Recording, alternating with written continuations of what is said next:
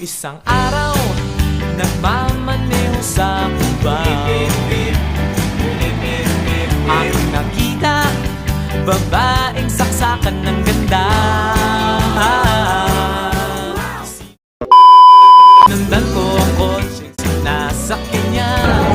Alam sa inyo ay sinara ang now be performing one of the common strokes in badminton, and this is clear. In badminton, a clear is a shot high or deep to the opponent's backcourt. It is used to control or positioning, and also the clear is vital for controlling rallies and playing defensive defense. Biglang-bigla na lang, nurse nandyan na, at para kung nakitang akin. So the next one is drop shot. Drop shot plays a soft, controlled stroke that makes the shuttle land close to the opponent's court. So the proper execution of drop shot is first the stance and preparation. Stand balance with knees slightly bent. Hold the racket with a release grip, either forehand or backhand grip, like this. Approach is, so the next step is approach and racket position. From the backcourt or midcourt, prepare as if you can take clear or smash, like this. Keep the racket high, near shoulder level to disguise your intention. The third step is swing and motion. Use a gentle controlled forward swing, like this. Then reduce power at the point of contact to soften the shot. Send slightly across the shuttle, optional to add deception and slow pace. To execute properly, the drop shot is like this. May asawa na siya. Today, I'll explain the drive shot in badminton. A drive shot is a fast, flash shot and skates over the net with pressure on. It is often used in double or fast release. To perform it, stand and ready position. Swing your racket quickly in front of the floor, body, feet, proper flat, and follow through. Napili ng utol ko. Biglang-bigla na lang ang bagong nurse nandyan na. I am a badminton smasher. Fast speed, strong sound. Biglang natuwa at nasabi kong alin, nasa Shots in badminton are important because they help players complete the game. Proper shots allow accurate placement of the shuttle and increase the chance of scoring points. Strokes are important because they allow players to control the shuttle, play shots accurately, and score points while maintaining consistency in the lane. langit ng bago. After some day, everyone, today I'll be explaining to you what is the backhand stroke. This task involves demonstrating or explaining a backhand shot technique. The backhand stroke is a fundamental shot hit from backhand side of the body. It is used for various shots like square, jump, or drives. Now I will show you how to use it. Aking nakita, babaeng saksakan ng ganda. A backhand stroke in badminton is a shot made on the non-dominant side of the back of the hand, facing the shot, just like this. Pala hindi ko naiwasan, kami bigla nagkabanggaan. So why is ready position important in badminton? So the ready position in badminton is important because it allows the player to react quickly from any shoot from the opponent. By maintaining proper balance, bent knees, and a forward-leaning posture, the player can move efficiently in all directions with better control and speed. Holding the racket in front and staying alert helps in timing and accuracy when you're turning shots. Overall, the ready position improves court coverage, reduces reaction time, and increases the chances of making effective and successful returns. This is a demonstration of what is a ready position. So the ready position in badminton is the basic stance used to prepare for any incoming shot. To perform it correctly, you need to stand with your feet, shoulder width apart, and your knees slightly bent.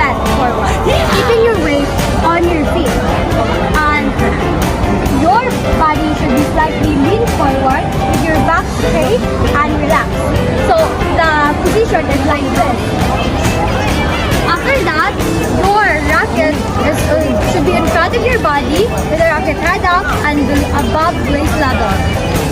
Using a relaxed forehand grip to allow quick movement. While your non-racket hand should be slightly raised to help maintain balance. Keep your eyes focused on the shuttlecock and stay alert and ready to move quickly in any direction. So the position overall is like this. Di na naku masyado sinabi niya. Next is Dita. Dita is the super pattern in badminton where you move one foot back diagonally to form a V shape, covering the backcourt at the defending shots hits it. Right? Ay naku na naman ako. Inasikaso ng doktor na pili ng utol ko.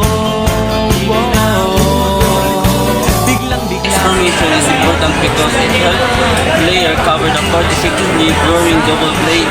It allows better coordination, positioning, and quick responses to the opponent's shots. At nasabi kong, Alin, nasa langit na ba ako? Alin, nasa langit na ba ako? Mama, kayo po ba si San Pedro? The Y formation footwork is important because it helps player move efficiently to different parts of the court, maintain balance, and quickly recover after each shot. Nasa langit na, oh, alin, nasa langit na nga ako. Nung isang araw, So, a low serve in badminton is a gentle shot that just clears the net and lands near the opponent's front court, like this. saksakan ng ganda. Sinong tanong? One type of serve is a high serve. A high serve is commonly used in single games, where the shuttlecock is hit high and far towards the back of the opponent's serve. And to properly execute a high serve, firstly you need to position yourself sideways here and behind the service line. Second, you need to hold the shuttlecock in front of your body and grip your racket properly. Thirdly is to swing your racket smoothly from low to high while dropping the shuttlecock. Lastly, you need to follow through the swing and make sure that your shuttlecock travels far and deep towards the opponent's backcourt. So it will look like this. Kayo ba si San Pedro? This serve forces the opponent to move backwards, helping the server to giving the server time to return to a ready position. And it is also effective for it pressures the opponent and limits their attacking options.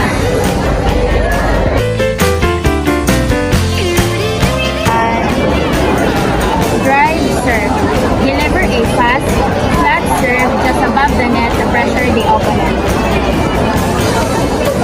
So to properly execute the drive serve, the first step is the stance and grip. Stand with feet shoulder width apart and your non-racket feet slightly forward. The second step is shuttle and racket position. Hold the shuttle by the feathers with your non-racket hand. This one. And position the racket slightly behind the shuttle, angled flat and parallel to the floor. Like this. The third is swing and motion.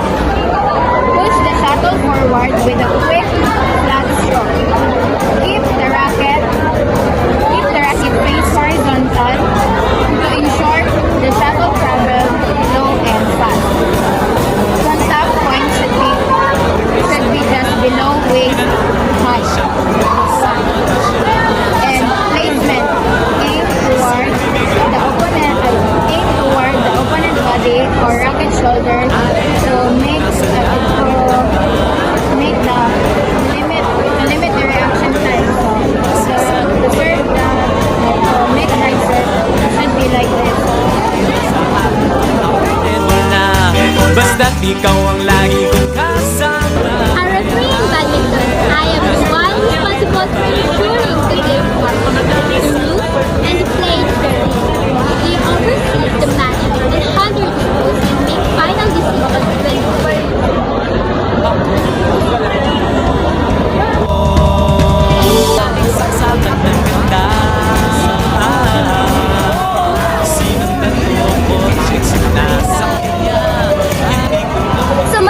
position is the umpire position. So the umpire position in badminton refers to where the umpire is seated and how they observe the game. The umpire sits on a high chair and the center of the court, slightly behind the net, where they have a clear and elevated view of both sides of the court. From this position, the umpire can clearly see the shuttle's movement, players' actions, and whether shots are in or out. The importance of the umpire's position is that it allows the umpire to make fair and accurate decisions, enforce the rules properly, and ensure that the match runs smoothly. Being seated at the high and essential position help maintain order, prevent disputes, and ensure fair play throughout the game. And lastly, we have service judge. This judge officiates the court as a service judge who has experience to serve done correctly according to badminton rules that involves checking the shuttle lands in the correct service court. The service feet are within the service area. The serves below the service feet. And then, lastly, the serve is to not fall, not hitting the net, not landing outside the court. I am a badminton judge. Clear decision, clear calls, honestly.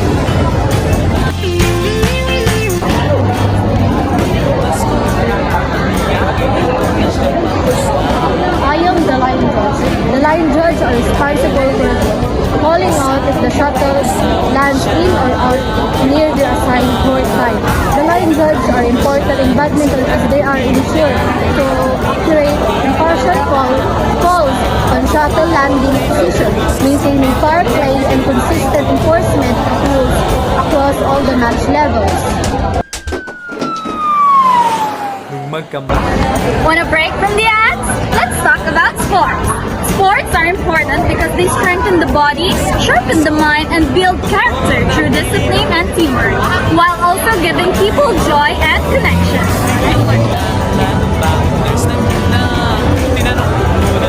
It's important because it prevents powerful attacks, forces the opponent to lift the shuttle, and helps the server gain early control of the rally. It's important because it helps players cover their weak side, return shots quickly under pressure, and add variety with clears, drops, or smashes, turning defense into offense. Right, guys? Yes! Serving sets the tone of the rally, while agility, balance, and hand-eye coordination allow players to react swiftly and anticipate their opponent's moves. Together, these skills makes badminton not only a test of physical endurance, but also a mental game of strategy, showing how sports can shape both health and intelligence. Go.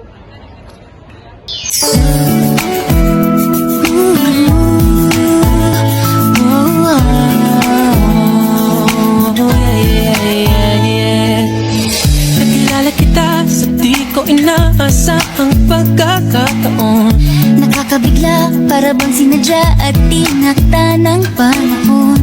Tila agad akong nahulog nang hindi napapansin.